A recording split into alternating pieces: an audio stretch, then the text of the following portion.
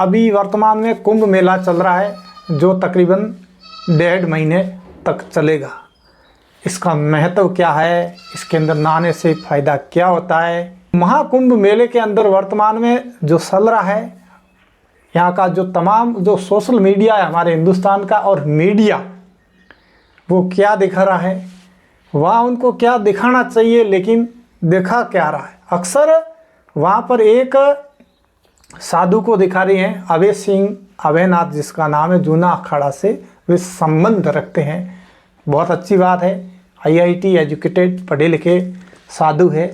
अब कई सारे लोगों का ये मानना, ये तर्क दे रहे हैं कि एक पढ़ा लिखा, साइंस पढ़ा लिखा व्यक्ति आखिर अध्यात्म और सनातन को मानता ही नहीं है, लेकिन ये क्यों मानता है इतना पढ़ा लिखा एजुकेट बंदा होने के बाद।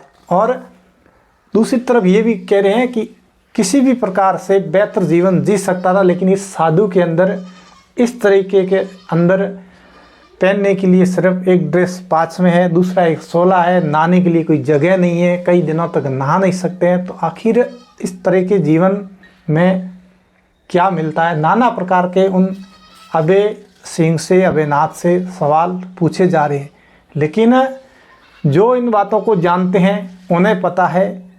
जो राजा भरतरी उज्जैन नगरी के राजा हुआ करते थे, उन्होंने अयोध्या का राज छोड़ा था। भजन और कथाओं के माध्यम से ये गाया जाता है कि भरतरी भूप भयो बैरागी, जोगी बने जातो देखो, फिर से प्रीत नहीं राखी रे, अरे भरतरी भूप भयो वैरागी, सहजा रमसी सुंदरी त्यागी, तुरी 18 लख त्यागी, अरे जोगी बनतो जो जातो देखे, फिर से प्रीत नहीं राखी, भरतरी भूप भयो वैरागी, जारी सुरती राम जी से लागी। इस प्रकार के ये कबीर का भजन है। तो यहाँ पर उन्हें ही पता है कि वास्तव में अध्यात्म क्या होता है, धर्म क्या होता है, सनातन क्या होता है। और हम वही सवाल पूछेंगे और वही हम पूछेंगे जो हमारे दिल के अंदर है, और हम वही दिखाएंगे जो हम देखना पसंद करते हैं।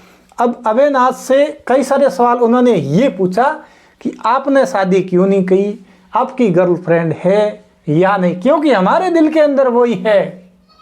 हम काम वासना से ग्रसित लोग हैं, इसीलिए एक साधु से इस प्रकार के सवाल करते हैं। आपने कई सारे हजारों मीडिया और सोशल मीडिया इन्फ्लुएंसर को देखा होगा, सभी के सवाल मेंशन थे, एक जैसे थे। सभी ने बारी बारी से पूछा, आप IIT एजुकेटेड पढ़े लिखे, तो फिर इस संन्यास में आपको क्या मिला। क्योंकि हम लोग भोगी हैं, हम कर्मों के बंधन में हैं, इसीलिए हमें इस चीज़ का पता नहीं है। हम सिर्फ वही सवाल करते जो हमारे जैन के अंदर, जो हमें बढ़िया लगता है। हमें लगता है कि हम लोग ये दिखाएंगे तो हमारा फ़ायदा होगा। दूसरा, यहाँ पर एक मोनालिसा नाम करके एक कोई लड़की है जो रुद्र की जो मालाएं होती है वो बेचती है, और उसे यहाँ पर किसी सोशल मीडिया का कोई यूट्यूबर था, उसने उससे एक माला खरीदी और उसकी जो आँखों की खूबसूरती थी, अक्सर वो अपने यूट्यूब चैनल पर रील बना के सड़ा दी। और वहाँ से जब मीडिया वो रील वायरल हुई तो मीडिया ने देखा तो उस लड़की के पीछे हाथ धोकर ऐसे पड़ गए, वैसे उस ऐसा सुनने में आ रहा कि जो माला बेचने वाली जो महिला जो बच्ची थी, वो अपने शहर के लिए, अपने गांव के लिए वापस यहाँ से चली गई, क्योंकि सोशल मीडिया के लोगों ने इतना परेशान किया। सोशल मीडिया को भी इस चीज़ का ध्यान रखना चाहिए कि हम लोग कहाँ पर खड़े हैं और हम यहाँ क्या दिखाने के लिए आए हैं। वहाँ पर आप कुंभ में गए थे और कुंभ में साधु, महात्मा और अनेक प्रकार के विद्वान लोग आते हैं, और गृहस्थ आश्रम में रहने वाले भी लोग आते हैं। उनसे आपसे ये सवाल पूछते, उन साधुओं से ये सवाल पूछते कि भाई इस महाकुंभ के अंदर स्नान करने से क्या फ़ायदा होता है, भक्ति करने की क्या ज़रूरत है, तो फिर तपस्या करने की क्या ज़रूरत है, तो फिर साधना करने की क्या ज़रूरत है। कई प्रकार के यज्ञ, ओम, तीर्थ, साधना, व्रत, नेम, कोई भी प्रकार भक्ति के अनेक प्रकार के रूप है। अगर कुंभ के अंदर नहाने से हमारे नाना प्रकार के पाप धुल जाते हैं, हमारे मन को शांति मिल जाती है, हमें धन दौलत, यश, वैभव सब कुछ मिलता है, तो फिर हम दूसरे तरीके से भक्ति क्यों करें। कई सारे प्रश्न थे, ये प्रश्न संत महात्माओं से हमें पूछने चाहिए थे वहाँ तमाम प्रकार के जो मीडिया के, क्योंकि आप धार्मिक मेले के अंदर क्या दिखाओगे, या तो उस भीड़ को दिखाओगे कि भाई कितने साधु यहाँ पर नहाने के लिए आए हैं, या फिर उस मेले के महत्व को दिखाओगे, या फिर उसके अंदर प्लस पॉइंट पॉजिटिव पॉइंट क्या है वो दिखाओगे, या फिर आपको लगता है ये इस मेले के अंदर नेगेटिव है वो दिखाओगे। लेकिन किसी की आंखें कैसी है, किसी का वदन कैसा है, ये काम वास्ता से ग्रस्त हमारे भाव है, इसीलिए हम लोग वही दिखाते कि जो हमारे दिल के अंदर है हम मेले के अंदर वो ही दिखा रहे। हमारे कुछ मित्र भी यहाँ से गए थे, लेकिन उन्होंने वास्तव में वही दिखाया। यहाँ पर मेला कब कब भरा जाता है, मेला क्यों भरा जाता है, कुंभ मेला किस जगहों पे भरा जाता है और इसकी शुरुआत कब से हुई, तमाम प्रकार के ये लोगों ने इस प्रकार का मेले का जो कुंभ मेला का जो वर्णन है वो किया। लेकिन अब इस बार हम देख रहे हैं पूरा मीडिया, बड़े बड़े चैनल है, एक वो लड़की मोनालिसा और दूसरे वो अभय नाथ जी। हालांकि अभय सिंह जी से काफ़ी सारे सवाल किए, लेकिन अभी वो भी इस निर्णय तक नहीं पहुँचे कि मुझे वास्तविक सत्य क्या है, क्योंकि वो खुद कह रहे हैं कि मैं एक ऐसे गुरु को धारण करूंगा जो मैंने नहीं सीखा है और जो मैं सीखना चाहता हूं। मैं अशिक्षित अनपढ़ साधु को अपना गुरु नहीं मान सकता हूं, क्योंकि ऑलरेडी मुझे जिस चीज़ का पता है वो मुझे ग्रहण नहीं करना। मुझे उस चीज़ की मुझे वो शिक्षा चाहिए जो वास्तव में मैं उस शिक्षा की तलाश में निकला हूँ। वो शिक्षा मुझे कोई दे देगा, वो मंत्र कोई मुझे दे देगा, उससे मैं गुरु करूँगा। क्योंकि कबीर के एक पद बंधन के आता है कि जोगी हमारा मीत है कोई देखा भाई। आपने किसी ने अगर योगी यानी कि वो गुरु वो संत देखा है तो वो मुझे बताइए। जोगी हमारा मीत है कोई देखा भाई, अरे योगी बतावे आवता जाने लाख बधाई। ऐसे कोई महात्मा और साधु मिले उन्हें लाख बधाइए जो हमारे प्रश्न का उत्तर दे सके, जो हमारी समस्याओं का समाधान कर सके। कई सारे इंटरव्यू वीडियो के अंदर अभयनाथ के अंदर मैंने पाया है, देखा है कि वो व्यक्ति एक तलाश में है, अपने उस प्रश्न के तलाश में, उस आध्यात्मिक की तलाश में है, आध्यात्मिक जो खोज के अंदर निकले हैं वे, उन्हें कहीं न कहीं उस ऐसे महान गुरु महान शख्सियत की ज़रूरत है, वो मिले नहीं है।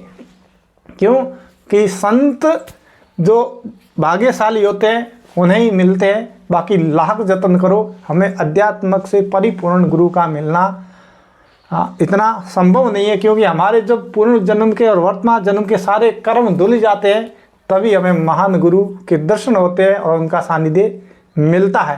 साथियों, एक बार थोड़ा इस पर मंथन करना और मेरे इस सवालों का जवाब ज़रूर देना कि हम मेले के अंदर जाते हैं तो क्या त्याग कर जाते हैं और वहाँ से हम क्या सीख कर आते हैं और क्या लेकर आते हैं और क्या वहाँ पर देकर आते हैं।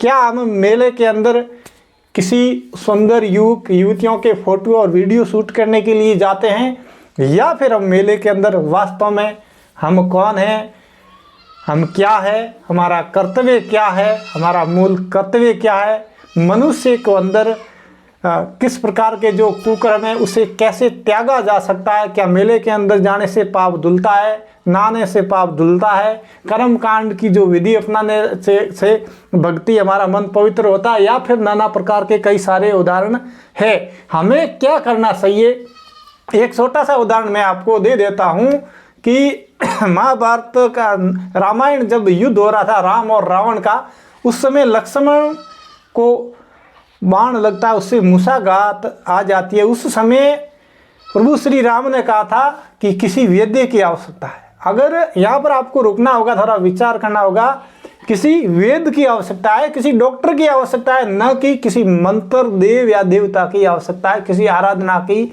किसी आस्था का स्तुति की कोई आवश्यकता यज्ञ होम की यहाँ पर नहीं है। एक वेद की, एक डॉक्टर की जरूरत है। लक्ष्मण को शॉट आई हुई है। तब वहाँ पर रावण के वेद के पास हनुमान जी जाते हैं और उस वेद को लेकर आते हैं, और वेद अपना धर्म निभाते हुए कहते हैं कि इन्हें उस औषधि की ज़रूरत है, वो हिमालय के पर्वतों पर मिलेगी। तो तुरंत उस औषधि को लाया गया, न कि किसी मंत्र या फिर किसी शब्द का स्मरण किया गया। तो यहाँ पर हमें ये विचार करना पड़ेगा कि रोग कटे कछु औषध कीना, और जो हमारे तन के, जो मन के कर्म हैं वो भक्ति करने से कटेंगे, लेकिन वो शब्द कौन सा है, उस मंत्र के अंदर कितने अक्षर है क्या नहीं है, वो सब हमें जानना बेहद ज़रूरी है, तभी हमारा जीवन सफल है। और है या नहीं है, आप भी कमेंट बॉक्स के अंदर अपनी राय रखें। लेकिन धार्मिक स्थलों पर हम जाएं तो वही दिखाए जो वास्तव में हर किसी को देखना सही है। बने रहे हमारे साथ, देखते रहिए गाँव की बात। नमस्कार।